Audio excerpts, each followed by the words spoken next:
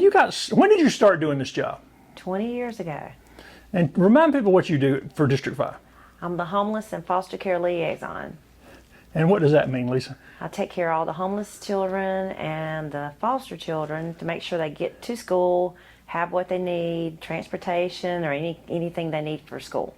And most people don't know a whole lot about that. What do those numbers look like over the years? How many kids are involved in either being a foster kid or not having a permanent address? Or Most around 300, 350, up to 400 is a normal number for our homeless students. Foster care just kind of varies in our area. We don't have a lot of foster parents at this time. So probably maybe 20, 25 that we do bid forms with best interest determinations. And how does that affect them as students? How does it affect the kids? Well, if they don't have a normal place to go home to and don't have maybe the supplies they need or the transportation, because they may get evicted one day and have no way to get to school the next day. So to provide that helps them feel like they fit in. A lot of times they can walk in and they don't have the proper clothing or the necessities to go through the whole school day or participate in the sports or anything like that. So we go the extra mile to make sure they have everything they need. And what kind of stuff have you had to do to make sure they had the things they need?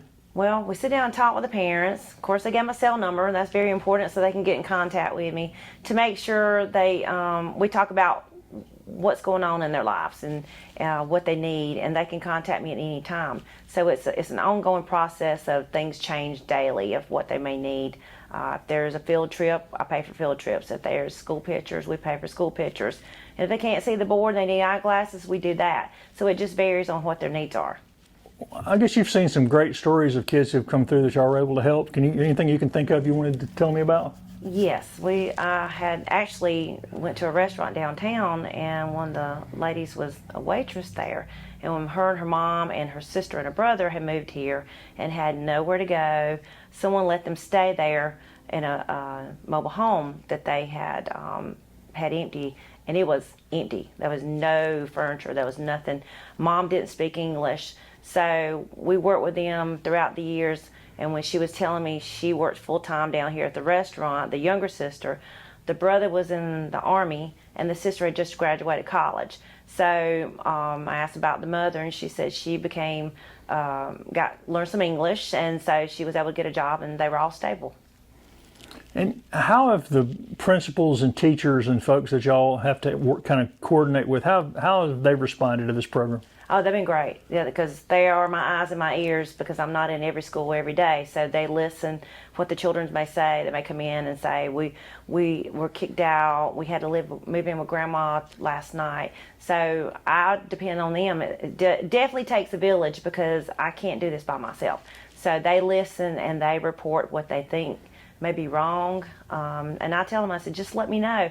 If you think something doesn't sound right, I'll be glad to reach out to the family and ask for, see what they need for assistance. And with those numbers you're talking about, that's thousands of kids over the year you've talked to. Is it sometimes heartbreaking to have to deal with this? It is, because, I always say it's not their fault and their decisions. Not saying it's the parents' fault, but a lot of times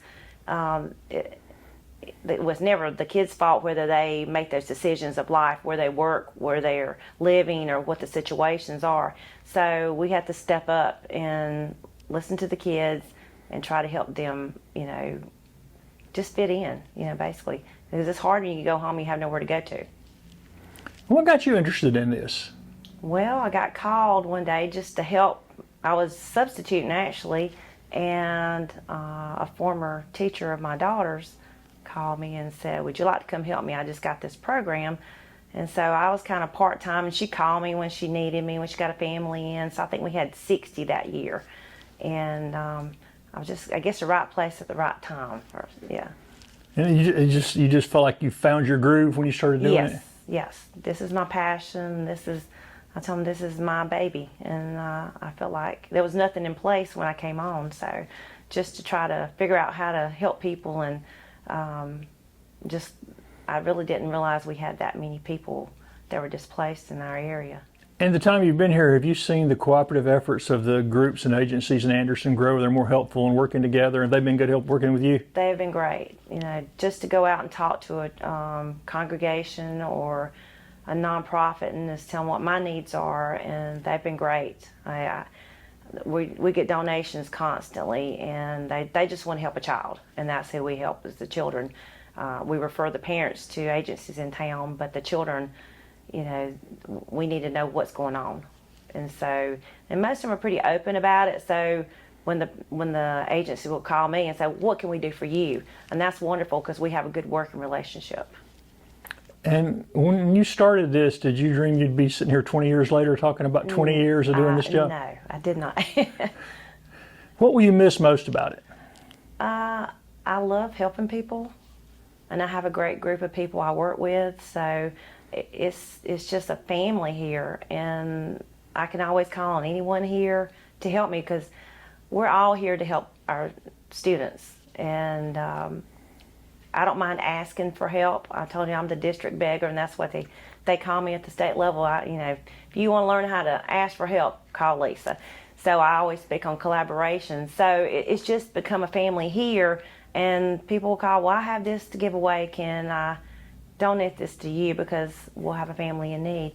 So it's just a combination. It's leaving my family here, but also be able to help students.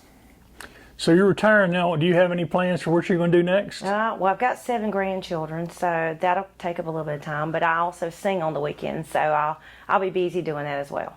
Kyle, you've worked with Lisa a long time here. What has she brought to District 5 that's impressed you the most? I mean, she's the guru. I mean, even beyond Anderson 5, she's kind of known across the state as the go-to person for the homeless program. I think a lot of that's just her ability to build relationships. I mean, she's built relationships with her families and the students we have that are classified as homeless, and even beyond that with the nonprofit agencies in town. People know, when they have a problem or, an issue, who to call, and that's been Lisa for, 2 decades now. And what are y'all going to miss most about her? Really, just her overwhelming generosity towards people and mankind, really. I mean, Lisa cares about all the students that she serves, and she cares about the families.